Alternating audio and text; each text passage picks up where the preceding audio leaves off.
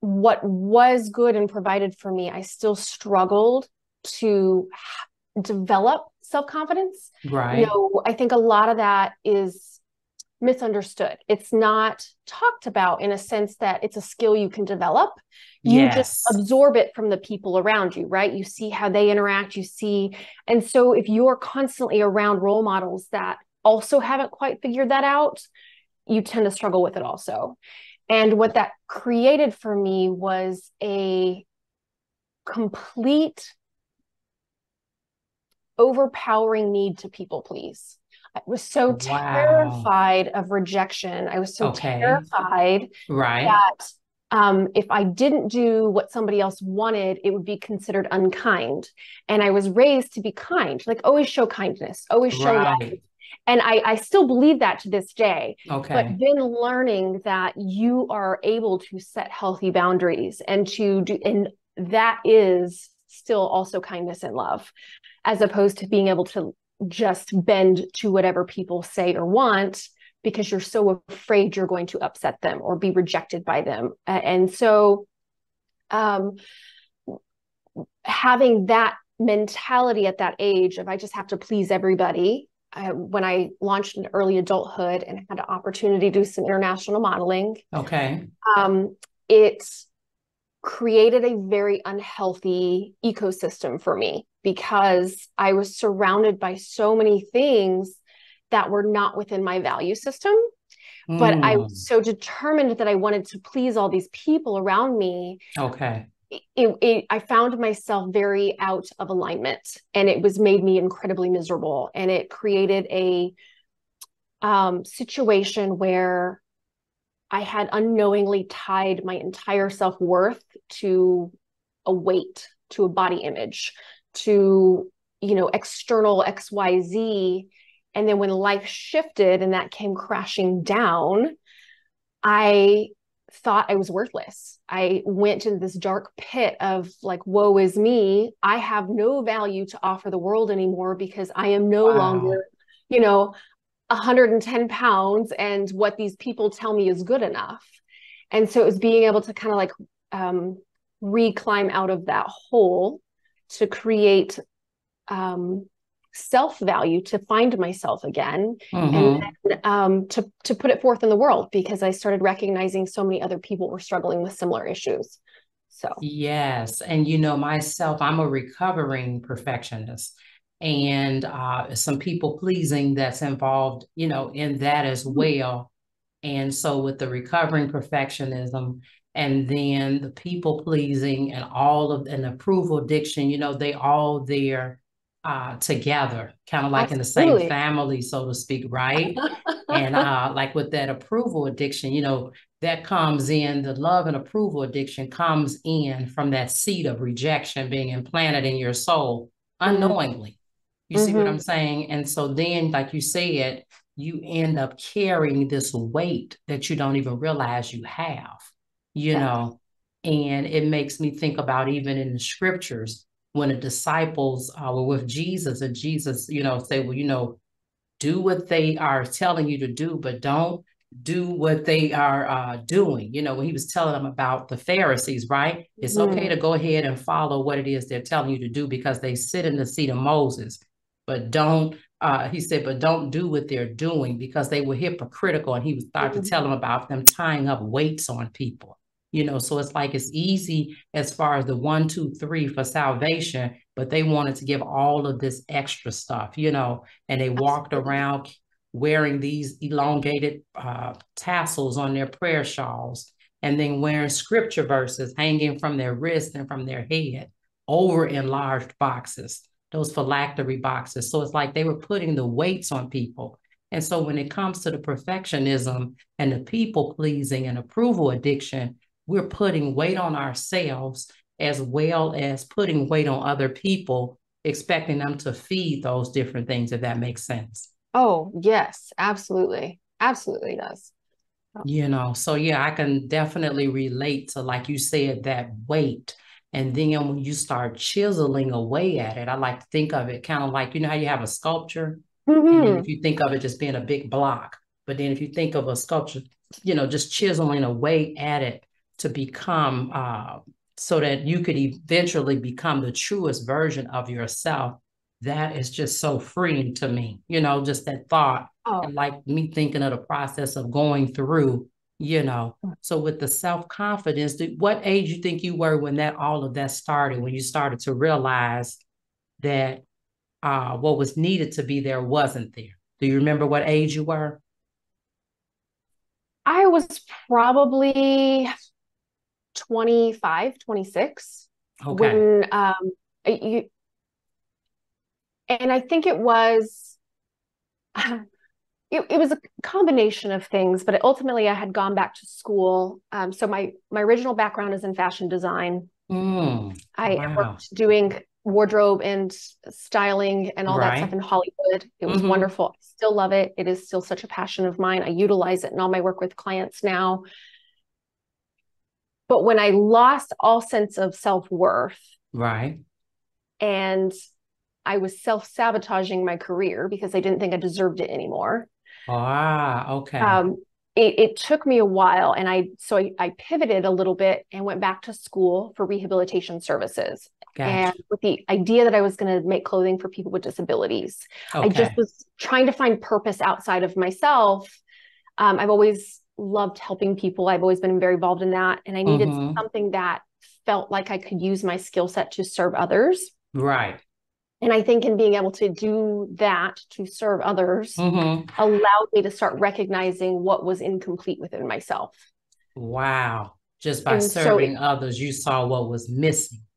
Yes. And so it was like, why am I so able to spend this time with this person and to work so hard to help them see how amazing and wonderful that they are, and they were, when I am over here tearing myself apart? Am I not worth that same love as a child of God? And wow. And it was really understanding then that, and it took me a long time to get here, many processes, many learning techniques, lots of reading, counseling, studying, lots of things, but to truly understand, if my foundation of self-image is grounded in my belief of God, then it is unshakable, regardless of my external circumstances. So often we are taught that the external is all that matters. How we look, how much money we have, what's our status, what's our income, what's our title. And that's what is talked about as being so important in our world. And you lose sight of the true value of you as a human if you focus on those things. And then the minute the season changes and you don't have control, like for myself, I put on a bunch of weight and I no longer found value in myself. The season was different. But the value never came from my weight. The value came from the fact that I was a child of God. Amen. And so it's like learning those things. Amen. Yeah. So you had to go through the process of figuring out where the value came from. Yes. And it doesn't mean that I wake up every day and I just am like, never had another problem, right? Sometimes you just still have to self-coach. Oh, yes. I do it all the time. I am a coach and I self-coach all the time, and I talk to myself. Yes. I talk to myself out loud. I'm like, Tina, what are you saying? Think about what you're saying right now. And then, because I'm like a stickler with that, life and death is in the power of the tongue, right? So I'm always paying attention to what I'm saying. And then it's like, no, this is a trauma reaction. And this is from this, and this, and I'm breaking it down. And then I'm refuting what my mind wants me to believe. You know what I'm saying? Or whatever it is that Satan wants me to believe based upon what it is somebody might have just said to me out of their own brokenness. You understand what I'm saying? 100%. Yes. Because we can't control what somebody else says or does. We can control how we internalize it and allow that to take over us. Yes. You see what I'm saying? Yes. And how we react to it. And how we react to it. Exactly.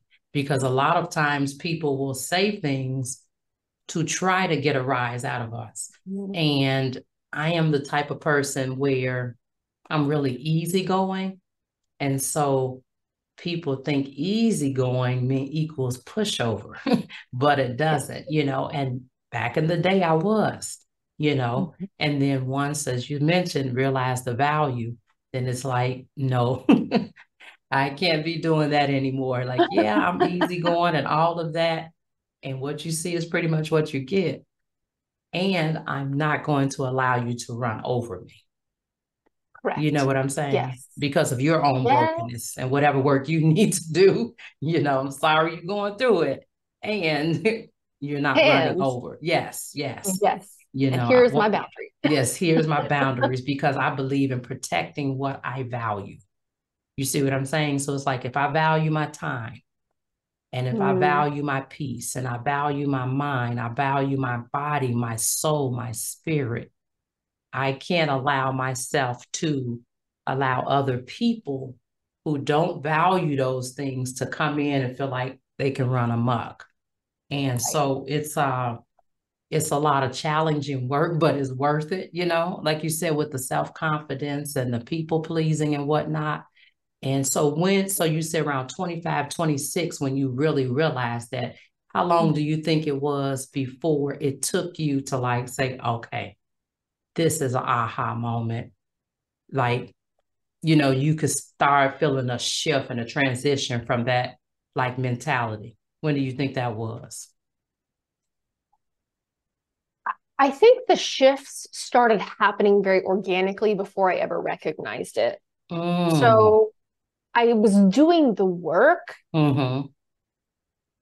because I was helping other people do the work. I was Right. also doing it for myself, but I didn't intentionally, or I didn't become aware of it Mm, until, honestly, until I had lost my dad very unexpectedly, and mm, things in my life shifted very dramatically, very quickly. right. And I decided to launch a business. Mm-hmm. And not having a clue how to run a business or exactly what I wanted my business to be.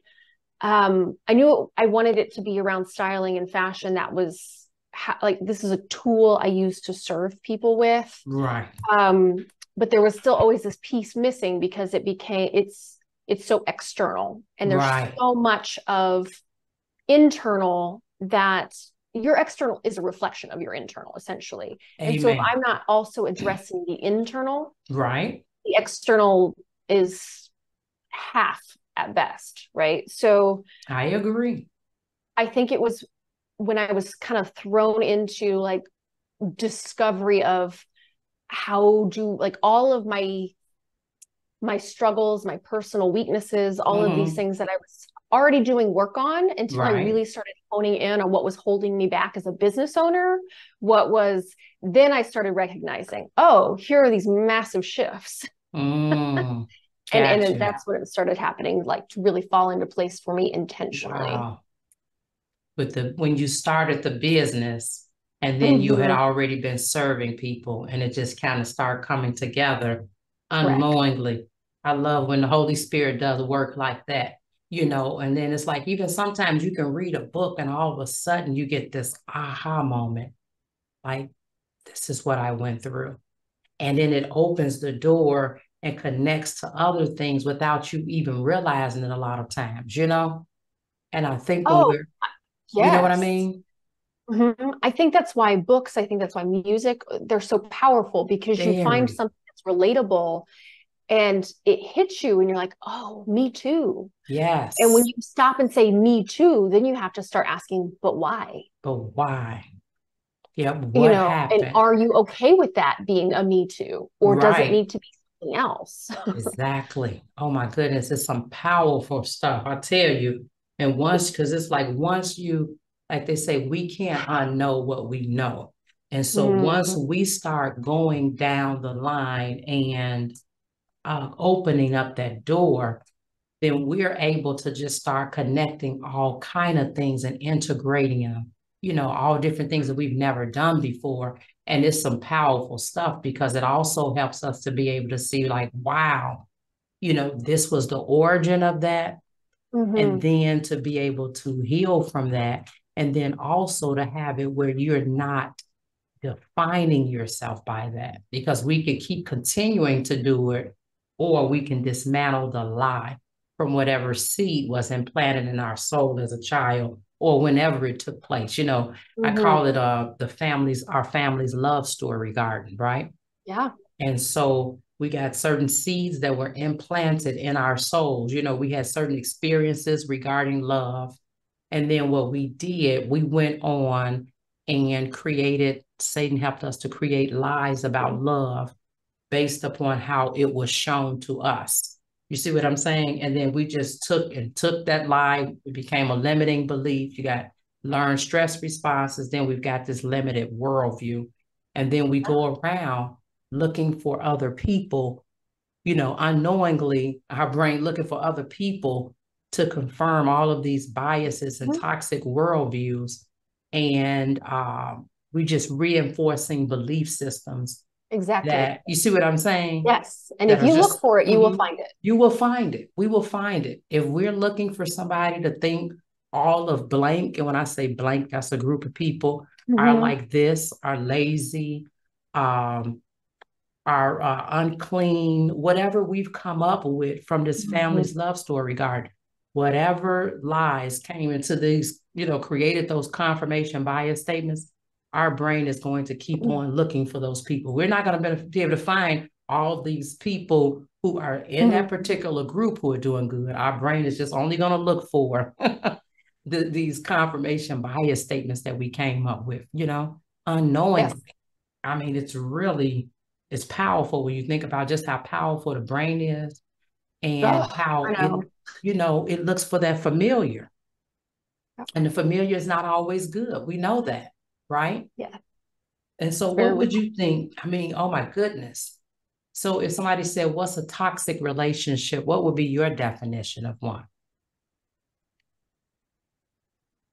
I think that's something that's kind of like in my space where I work on people's development of self-confidence. Right. And it's very multidimensional. I think toxic relationships are very multidimensional. Okay. There's not one, specifically only one thing, but my take on it is it's really emotional neglect. Either one or both partners are feeling some sort of emotional void, neglect, hurt, woundedness, and that relationship perpetuates that piece as opposed to helping repair that piece. Oh yeah, for sure. Like you said, the relationship itself, like you said, it helps to perpetuate, you know, kind of like a reinforcement of that. It exists. Yes. And then it just keeps getting reinforced, so to speak. Yes. Yeah. And I think some of the interesting thing is a lot of what I see in my work is toxic relationships can be with an external person, but it can also be with yourself. True. And so a lot of the work I do is with the toxic relationship you have with yourself. And that so is so true. That's something, like you said, we definitely overlap. Because I look at both sides as well. As like you said, it can be with others. We are so quick to think about others, but we can actually have a toxic relationship going on right with ourselves. Like I said, with these belief systems and that type of thing, and reinforcing them on a daily basis just to keep us without, you know, we don't realize that we're unintentionally preventing ourselves from seeing the truth. It's just like, it reminds me of, you know, how you have in Word, you have that autocorrect feature, and our brain is on auto reject for the truth when it comes to those confirmation bias statements, you know, and those limited worldviews that are cutting us off and keeping us stuck and in a state of, I guess I would say, stagnation, you know? Yep. So yeah, but like you said, having that emotional neglect and those deficiencies, and then a relationship just perpetuating it, you know, because nobody's doing the work. Or even if one person starts doing the work, one person themselves, even though they shift, cannot do the work of the other individuals, you know? Yes. And I have seen that very personally. When you start to grow and develop of self, it doesn't mean everybody else is going to be growing alongside you. Yes. And then you have to reevaluate all of your relationships. Yeah. You notice that? Yes. Like something that maybe wasn't toxic before is now toxic to your new growth. Exactly. You know, and you know what happens? People will, I don't know if you've seen this, where they'll say, oh, well, you know, he thinks he's all of that now, or she thinks she's all of that. And it's like, no, I've been growing and I'm evolving into the truest and, purest form of myself way back from when, God's whole idea came into being in, his image. And it's like, no, I'm not thinking I'm all of that. I've been growing and evolving. I'm not the same person, but people take offense and they also feel threatened by this new growth. You see what I'm saying? Oh, absolutely. Yeah. And so one pastor I was listening to about a week or so ago, he said the only way for people not to feel threatened is simply just don't grow. If we want to keep things the way they were with that individual, we have to make the choice of not growing. We can't have our cake and eat it too, so to speak, right?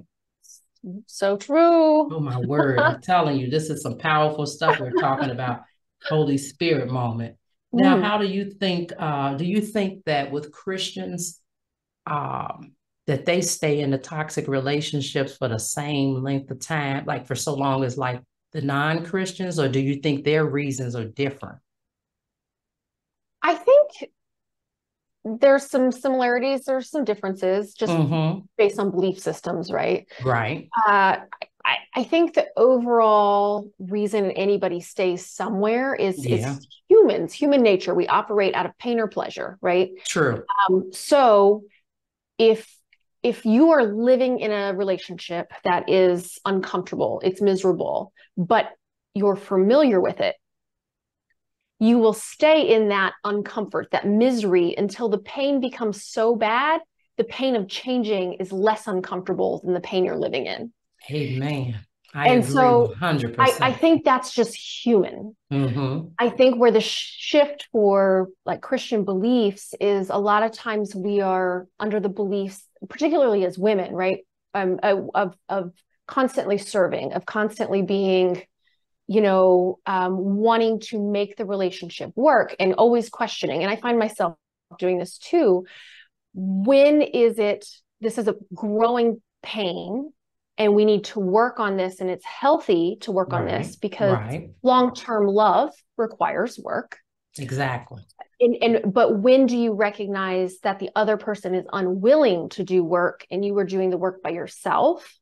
And that's when it becomes incredibly toxic as well, I think. But I think from my understanding of what I've seen with people that have like strong Christian beliefs versus somebody that really doesn't have a belief system like that, they're a lot willing to sacrifice longer themselves. That is so true. Because a lot of times we're taught that love is sacrifice, and there's reality in that. But at what point can you put the boundary up that this is no longer healthy? And you know what I call it? I like to think of it as, I say that's when grace becomes cheap. Yes. We cheapen grace. You know what I mean? Okay, yes. I like it. Thank you. Yeah, it gets to the point where grace has become cheap because of the fact that, like, okay, now it's not so much as you giving the person grace, you're giving the compassion and empathy and all of that.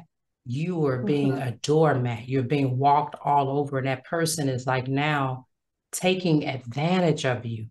They're taking advantage of the fact. So grace has become cheapened. It's like, okay, I know that, he or she is not going to say anything. They're Christian. Their Christian values and views are going to come into play. So I'm just going to keep pushing the envelope and keep pushing and keep pushing and keep pushing. You see what I'm saying? And what happens is, like I said, grace becomes, to me, it becomes cheapened at that point. Yeah. Yep, it becomes very much so cheapened. How do you think, well, I got a two-part question, and then trying to see, I got a two-part question, and then we'll do some of the rapid fire questions and a few of the things that you do. Now, what do you think causes a disconnect in relationships in general? And then also, for kind of like a part B, I guess I would say, of this question, how does boundaries play a role? Oh, boundaries is something I actually taught a workshop last week. Talked a lot about boundaries and intentional communication. Right. Boundaries are tricky. I think the disconnect happens when kind of some of the things we've already addressed, one person is growing and the other person isn't growing, or they're growing in different spaces or different directions. Okay. And being able to really sit with yourself, and as you're growing, bring awareness to what are your non-negotiables. Through this growth, what are your boundaries? Gotcha. And then to be able to lovingly yet clearly communicate what those boundaries are. Gotcha. And then it becomes the question of, does the person in the relationship respect that, or is there pushback? And can you hold your ground when that pushback happens? Wow. And how much pushback are you going to allow? And so I think a lot of it becomes the fact that we don't sit down and take the time to even ask ourselves, what are our boundaries? What are our non-negotiables? And Isn't what that are we true? willing to populate? Yes. So I think that's where disconnect happens, is sometimes it happens just the fact that we don't know for ourselves, Right. therefore we don't know how to set them for others. Isn't and there's that a breakdown true? in communication. Oh my goodness, that is so good. Like you said, we don't take the time, what are my boundaries? What are my standards? What principles do I live by? What are my core values? So when we don't take the time to look at those things, we're unintentionally aligning ourselves in relationships that are incongruent with those things anyway. Exactly. Exactly. What, like I said, very unintentional.